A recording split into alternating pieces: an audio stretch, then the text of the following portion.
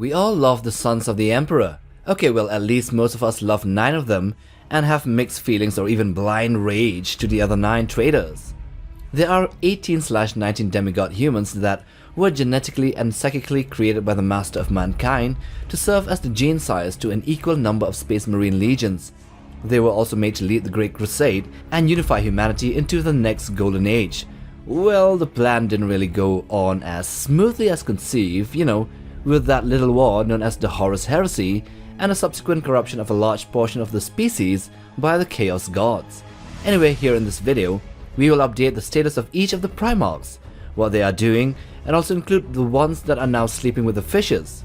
We will start accordingly from dead to missing to chaos corrupted or renegade, and then end with the recently revived or resurrected. So let's get to it. Okay, let's start with the lost Primarchs. Out of the original Primarchs, 2 of them failed the Emperor and their brothers in ways that are not fully understood. The result of their failure, whatever may be, was so great that their names and even their legions were erased from history. Statues were removed, yet the foundations were left as a warning to the other Primarchs of what a fate would follow should they cross the line. A fate that no doubtly pushed Horus, Magnus and the other traitor Primarchs to chaos out of fear for similar repercussions, or at least one of the factors for the heresy. Number 2, okay, FERRUS MANUS, status dead. The Primarch of the Iron Hand Space Marine Legion, he was renowned for crafting awe-inspiring weapons like the sword for FULGRIM and the bolter for VULKAN. His hands were covered in necrodermis, allowing him to mold and shape molten metal without the need for tools. FULGRIM, his closest brother, tragically fell to chaos during the Horus Heresy, leading to a devastating drop site massacre on Isstvan V. FULGRIM ultimately killed FERRUS with a demonic sword, marking a pivotal moment in the descent of FULGRIM into a demon prince of Slaanesh. And yeah, FERRUS is currently dead. Number 3, ALPHARIUS, status dead. The Primarch of the Alpha Legion, he was shrouded in mystery and contradiction as were his motives and whether he was one or part of a twin Primarch leadership, the other one being OMEGON. He fought with unexpected and multiple attacks in his various forms of combat. So during the Battle of Pluto, ALPHARIUS attempted to strike Dawn with his Bale Spear, but Dawn anticipated the attack and intervened, ultimately defeating ALPHARIUS with deadly blows from Storm's teeth, his chainsword, onto the Alpha Legion's Primarch's skull, killing him. Number 4, SANGUINIUS, status dead. The fate of SANGUINIUS, Primarch of the Blood Angels, is a pivotal and tragic event in the Horus Heresy. In a climactic battle known as the Siege of Terror, he confronted Horus aboard his flagship, the Vengeful Spirit. Despite his incredible strength, speed and skill in battle, he was ultimately killed by Horus, who had been corrupted and heavily empowered by the Chaos Gods. Sanguinius' death is marked as one of the most significant moments in the history of the Imperium. Number 5, Horus, status dead. He was the Primarch of the Lunar Wolves, later renamed as the Sons of Horus. At the climax of the heresy, Horus led a massive invasion known as the Siege of Terror, seeking to overthrow the Emperor of Mankind and conquer the Imperium. The conflict reached its peak when Horus engaged in a final duel with the Emperor aboard his flagship. After the death of Sanguinius and knowing that his son was over the line of being saved, the Emperor finally didn't just kill Horus, but obliterated him from existence, mind, body and soul. Number 6, KONRAD CURZE, status dead. Also known as the Night Haunter, he was the Primarch of the Night Lords Legion. During the Horus Heresy, when the Primarchs turned against the Emperor, CURZE's Night Lords Legion became known for its brutal methods and terror tactics. KONRAD himself was a deeply troubled and unstable figure, haunted by visions of the future and his own death. Ultimately, he was killed by a Calidus assassin called Im Shen, and even though he could have easily torn the assassin to bits, he allowed her to kill him just to prove a point that the Emperor wanted him dead from the start. Number 7, OMEGON, status no fucking clue. So entertaining the fact that he actually exists and not up for debate. He currently leads the Night Lords, but then again he could be ALPHARIUS, and it was OMEGON that was actually killed by Dawn. But then again, it was really ALPHARIUS that was really killed, but OMEGON knew about it and was killed later by Guilliman. Or they could both be alive and it was their clones that were killed, or they're both dead and we don't know. Yeah, we don't really know. Number 8, Perturabo. He is the Primarch of the Iron Warriors and is now a Demon Prince. As of now, Perturabo spent centuries studying Segmentum Obscurus defenses, establishing a vast informant network And after the 13th Black Crusade and the Great Rifts formation, he launched a grand strategy with 1,000 armies against heavily defended worlds. He fought his brother MORTARION in the recent War of Rust and Ruin as well. Purdy then collaborated with Vastor on nightmarish technological projects and supported an assault on the Rock during the Arks of Omen campaign. Number 9. Lorgar. He is the Primarch of the Word-Bearers Legion and the first of his brothers to fall into the influence of chaos. After becoming a demon prince, Lorgar secluded himself on the demon world of Sicarius for millennia. He briefly left to aid the Word-Bearers against CORAX, but the Raven Lord drove him back. After 10,000 years, Lorgar returned to the fray during the Great Rifts formation, leading a massive Word-Bearers force to preach the word of chaos in mortal realms. Number 10. Angron. The Primarch of the World Eaters and now a demon prince of the blood god Khorne, he is one of the most active traitor Primarchs in the current setting. In his last appearance, he was summoned to Wormwood to help Vastor. He defeated Dante but was confronted by the returned Lion L. JONSON. In their fierce duel, the Lion managed to stab Angron's throat with his power sword called Fealty. Eventually, the Lion beheaded Angron with the tip of the Emperor's shield, sending the demon Primarch back into the warp. But as of now, he must have returned back to real space somewhere, since he can now come back from banishment in only a few weeks' time. Number 11. Mortarion. The Primarch of the Death God and the Demon Prince of Nurgle now.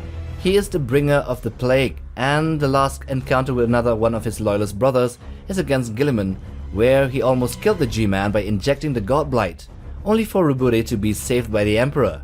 But he also fought against another fellow Primarch more recently, in the storyline of the War of Rust and Ruin against Perturabo. The aim was to find a Temple of Ascension in the world called Dissactors. In the war, Purdy initially had the upper hand, but was later defeated by the Plague Marines and Mori. Number 12. Magnus the Red.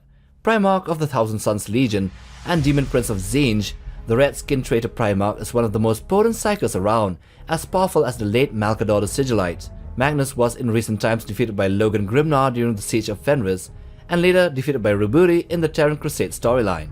As of now, he is heading an invasion of the Stygius sector to set up a real space domain for his god Zinj, who was envious of Nurgle having his own footing in the Scourged Stars. Number 13. Fulgrim. Primarch of the Emperor's Children and now snake-like demon prince of Slaanesh, a walking embodiment of malice and pride. In a less recent arc, he was lured into Isvan III by a venerable dreadnought of his own legion, albeit one who was still loyal to the Imperium. When he was about to rip off the sarcophagi of the dreadnought, Rhalenor, the dreadnought, detonated a virus bomb in an attempt to kill Fulgrim, but it really didn't work as the snake demon re-emerged from the rubble, empowered by Chaos and Slaanesh. He is, as of now, invading fringe worlds at the head of a Slaaneshi army. Number 14. JAGHATAI Khan. Okay, now we're coming to the Loyalists. Primarch of the White Scars. After the Horus Heresy, Khan took charge of the White Scars in the Great Scouring. While leading the conquest of the Yasan sector, he faced challenges from both traitors and Dark Eldar raiders.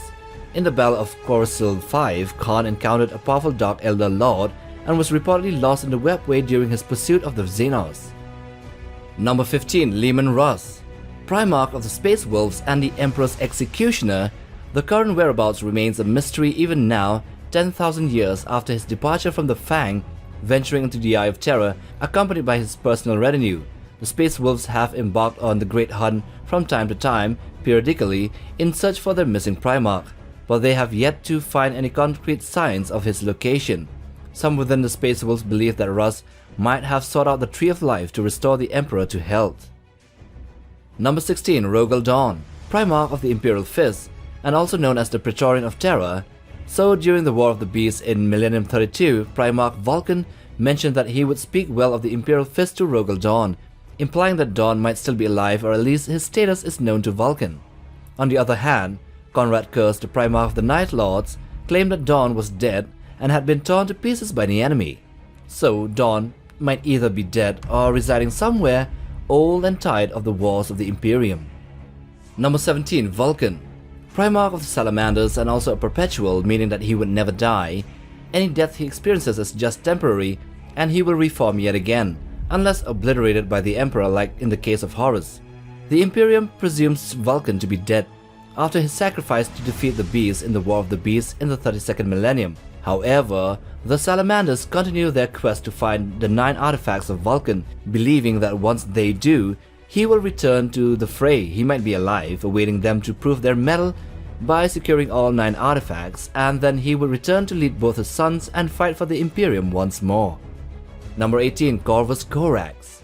Primarch of the Raven Guard and a master of guerrilla warfare and hit-and-run tactics, he is as of now lost in the warp, still seeking revenge for the Dropsite massacre.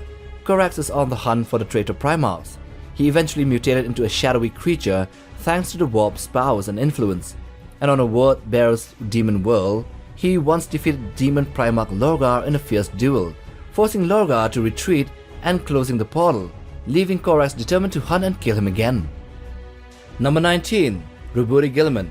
The Primarch of the Ultramarines has recently ended the Indomitus Crusade and also concluded the Plague Wars with a massive win for the Imperium. As of now, he is en route to the Pariah Nexus Zone to face off against the Silent King, the overarching leader of the Necron forces. It is unclear as to what will happen, but it is highly doubtful that he would be killed in the encounter. He might return to Terra to face off against the upcoming High Fleet Leviathan and have a reunion with his brother the Lion. And lastly, 20. The Lion L. Johnson, Primarch of the Dark Angels and the first among equals, as is my opinion. He has been resurrected and has met with Dante of the Blood Angels. He has learned of Ruburi's existence as well. So after defeating ANGRON in Wormwood by banishing him with the Emperor's shield, he is now on course to Terra to meet with the Emperor and hopefully later to have a reunion with Guilliman. His story arc is the most interesting as of the 42nd millennium. So I see that many of you haven't subscribed yet. It would do us a huge favor if you would only smash that red button and also like the video to push us through in the YouTube algorithm. And while you're at it, bang on that bell icon for notifications like this. Till the next time, take care, boys.